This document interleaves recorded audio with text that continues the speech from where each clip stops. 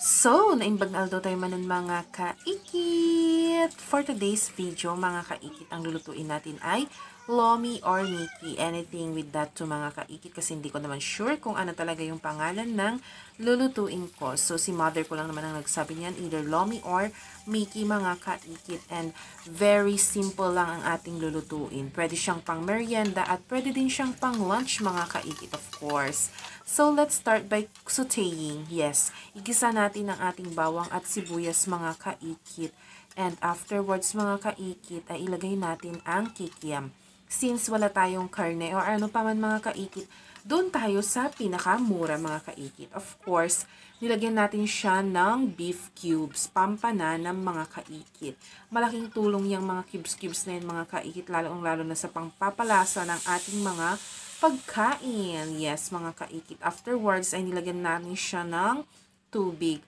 Oo, medyo madaming tubig ang gagamitin natin mga kaikit. And at the same time, ay titimplahan natin siya ng patis or fish sauce. So, ayan, nilagyan ko lang siya. Tansya-tansya lang siya mga kaikit. Pero, nilagyan ko siya ng 2 aklo ng patis. And pampakulay ng konti is soy sauce. Of course, pandagdag na rin siya ng lasa mga kaikit. And then, yan mga kaikit is tagti 25 ata siya per half kilo. Yung sa palengke lang siya. Yung yellow mga kaikit na Mickey. Oo. Meron kasi yung homemade mga kaikit pero mas mahal siya. Pero yan, okay naman. Mura naman siya mga kaikit. After that, ay pakuluan lang natin siya ng maigi and then ilalagay na natin yung repolyo. So, recently is super duper napakamura ng repolyo kasi mga kaikit ka, ayan, puro repolyo ang sinasahog namin mga kaikit sa mga pagkain. Anything na pwedeng iluto sa repolyo ay iluluto na namin siya mga kaikit. So, ayan. And then, afterwards, is nilagyan natin siya ng slurry. Slurry bang tawag dyan mga kaikit? Harina at saka tubig lang yan mga kaikit, pampalapot sa sabaw ng Mickey mga kaikit. Kasi mas masarap siya pag malapot eh.